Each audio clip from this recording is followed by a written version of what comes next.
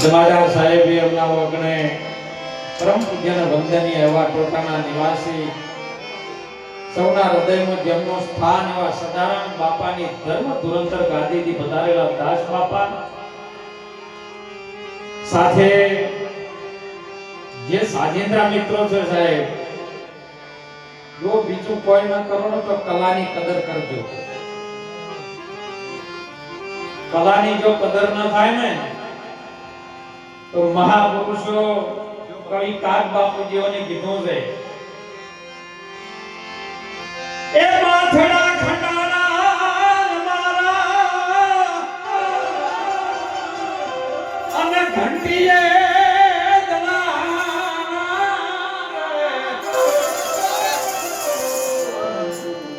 એ પછી તુને ચડીને ભાઈ યુ પીર આના રે જમનારા કોરે હે મના મળ્યા રે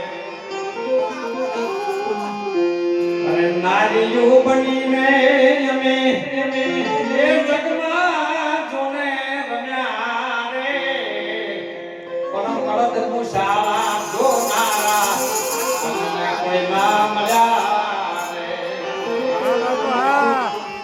પગે બોજાને કુકરા અને લોબા તોણ્યા ઘોંઘટા નારીઓ બનીને અમે ચોકમાં રમ્યા તો અમને જોવા વાળું કોઈ ન મળે. કેમ કે કોઈ બધું હબી હોતનું મેં જોયું છે, ખાવાનું પીવાનું તલ્લા ઉડાડવાનું છે. કોઈ ભજન માટે કોઈ નથી આવેલું. ભજન ભીતરની ભૂમિકા છે. એક વખત આ સંતવાણી જે બોલ્યા છે ને ભક્તો સંતો, એ સંતવાણીથી કદાચ કોઈ એક શબ્દ તમારા જીવનમાં જો પડી જાય ને તો સાહેબ તમારી 71 બેઠી કરી જાય. આ સંતવાણી શું છે અને આ સંતોએ આ કલાકાર ભાઈઓએ જાગૃત રાખી છે સાહેબ. બધું મળે તમને પણ સંતવાણી ન મળે. ડાયરામ જમ કૂદવા મળે, ધોકા ખાવા મળે છે.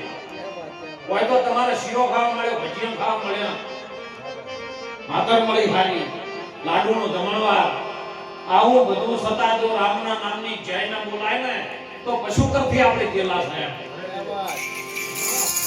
સુવાદની આ પવિત્ર ભૂમિને સાહેબ સાથ આપવા માટે બધા ભક્તો વધાર્યા છે.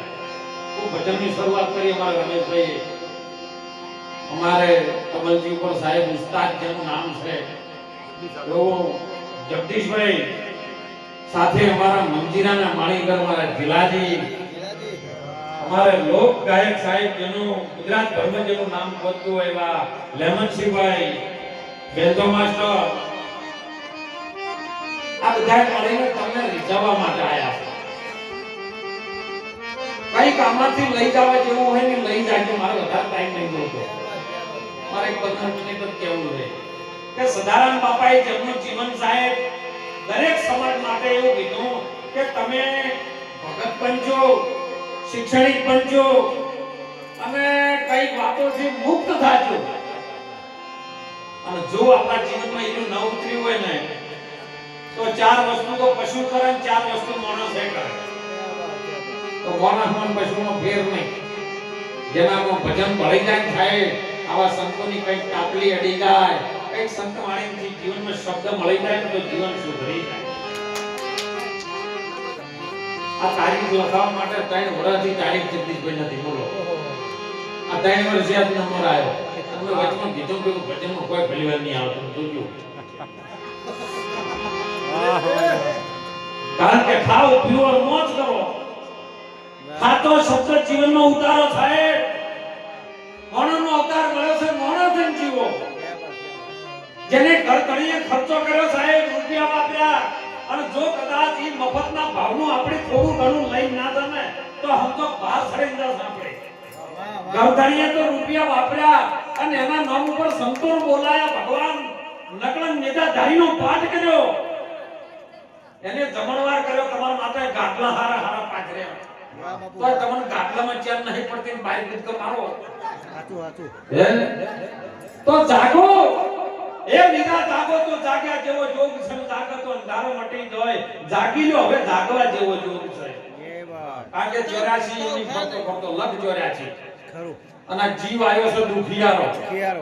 આ જીવે અનેક શરીર ધારણ કર્યા, અનેક માયાનું ધાવણ ધાવી ગયો, પણ મનુષ્ય અવતારની યોની મળી અને એમાંથી કોઈ કદાચ સદગુરુની શાન જડી જાય અને સંતોનો શબ્દનો ભેટો જડી જાય ને, બાપા એમણે સુંદર સાખીમાં વાત કરી કે રામા કહો રામદેન, હીરા કહું તો લાલ, જેને જેને રામે પીર ભેટ્યા ને ઈ નર થઈ ગયા ના.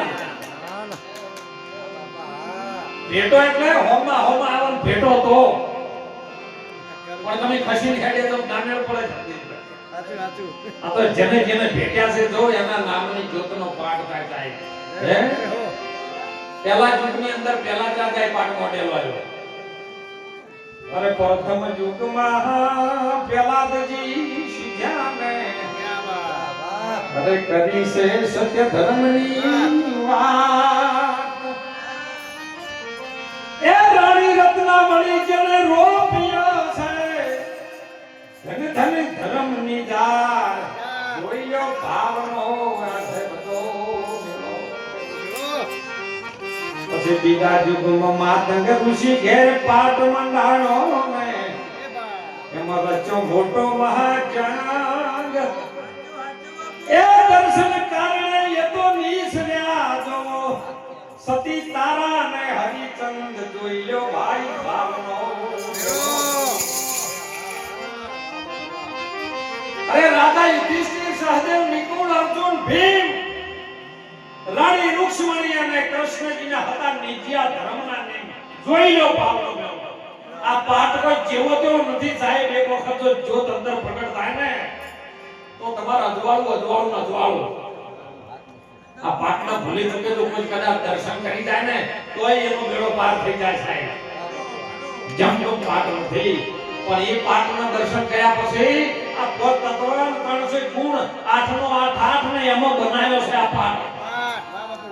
કોઈ આત્મા રૂપી જ્યોત સની પ્રગટ થાય ને તો તમારું અજવાળું થાય સાહેબ. ચારે યુગોથી ચાલતો આવ્યો છે ને હાલે ચાલે છે, અને આ શરીર નીરે તોય ચાલશે. એવા સનાતનને ઓળખો તમે. સનાતન જોડવા માટે નહીં, કૂદવા માટે નહીં, સમજવા માટે મનોહનો અવતાર આવ્યો છે. અમે ઘણી ખર્ચો કરે તો આપણે મફતમાં લઈ જવું હોય તો ના લઈ જાવ. હે બજારમાં જો તો ચમચીના 2 રૂપિયા આલવા લેવી હોય તો, પણ આ તો જો ઘણી ખર્ચો કરે આપણે મફતમાં લઈ જવાનું છે. તો લઈ જાજો. આવું કહો કે સારો શબ્દ લઈ જાજો, જેથી જીવન સુધરે સાહેબ. આ બધાનો તો સુધરી ગયો છે. જો આ સંતોના સંગમાં રહ્યા એને સુધરી ગયા છે. જો તો ભાઈ કે મજા થઈ ગઈ. કેમ? સંતોના ટચમાં છે સાહેબ. અત્યારે મોબાઈલમાં ટચમાં છો ને એવા સંતોના ટચમાં રહેજો. મોબાઈલ ઉપયોગી છે, ઇન્ટરનેટ છે ખરું. ઇન્ટરનેટને માપે વાપરજો, જોઈ વાપરજો. ઇન્ટરનેટમાંથી તમારે સારું બનાવવું છે એમાંથી બની જાય, એમાં ખોટું ન લેતા. હું તો હાથ જોડીને બધે વિનંતી કરું છું, મારી દીકરીઓને ખાસ કરીને પ્રાર્થના કરું છું, નવ યુવકોને ખાસ કરીને પ્રાર્થના કરું છું કે તમે મોબાઈલનો યુઝ છે પણ મોબાઈલ હરખા વાપરો. તો નકે તમે મોબાઈલમાંથી ઇન્ટરનેટમાંથી ના કાઢવાનું કાઢો અને પછી એમાંથી લઈને બીજું કોક આદરો અને તમારા બાપની પાઘડી હોય અને મોબાઈલના ઇન્ટરનેટના ખોટા ઉપયોગમાં લઈ અને તમારા બાપની પાઘડી બીજાના કોકના ચરણમાં મૂકવી પડે, આવું કાર્ય ઇન્ટરનેટમાંથી ન કરતા. આજે ખૂબ સુંદર અવસર છે. બાપાની દયાથી સાહેબ આપણને તો આવવાનો મોકો મળ્યો. હે બાપા બધાના દર્શન થયા. અમાર તો સંતોના દર્શન થયા, બધાય અમાર તો ભગવાન દેખાય છે. હે પણ જે જ્યોતની અંદર પ્રગટ ચાલી રહ્યો છે ને, બાપો ધણી 24માં ફરમાનમાં કહી ગયો છે કે જો મારી પાઠ થાય, ગુગળનો ધૂપ થાય, ઘીની જ્યોત થાય અને એ કદાચ તન મન ધનથી જો કદાચ નેજા હોમી નજર કરે, દેવળ દેખાઈ જાય તો બાપો આનંદ આનંદ આનંદ.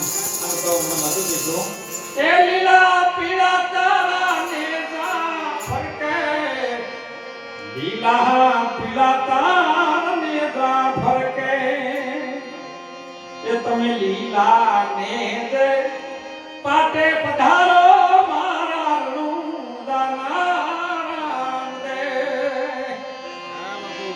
લીલા નેજે અને લીલા ઘોડે તમે વિશ્વમાં ફરજો, જોઈ લીલો ઘોડો જોવા નહીં મળે.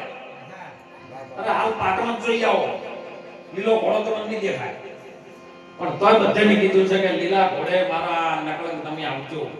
કયો લીલો ઘોડો હો એ તપાસજો, પછી ખબર પડે. અને એના માટે ગુરુની જરૂર પડે છે. રોમને પડી, કૃષ્ણજીને પડી, અને જેની આ જ્યોતને પાઠ થાય છે ને બાપા રામદેવ પીરને જો ગુરુની જરૂર પડી.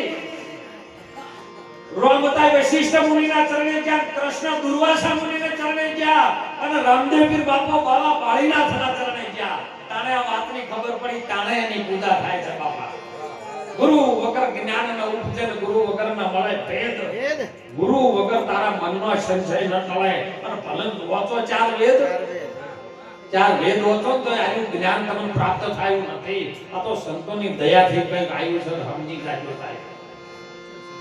એક ટૂંકો પ્રશ્ન કહું, પછી આપણે વાણી વિરામ કરી દઉં. હું તો બધાનું બાપા કાંઈ મારા આશ્રમમાં કોમતા. એક જણો મહારાજ હતો બાપુ જિલ્લાજી, મારા જેવો દાતો હતો, ને એક જણો હોમો મળ્યો કે બાપુ સીતારામ. બાપુ સીતારામ કે બાપુ શું કરો છો, કોણ છો તમે? એટલે કીધું દેહ વ્યવહારથી પૂછ્યું છે કે આધ્યાત્મિક રીતનો પૂછ્યું છે કોણ છો? એટલે કે ના ના, જેમ ચાલતું મને બીજી કોઈ ખબર પડતી, હું તો દેખાઈ કહું છું. કીધું તો ચોપડાથી જોવે છે. તો વભાળ તું કહે છે કોણ છો? તો હું સાધુ છું.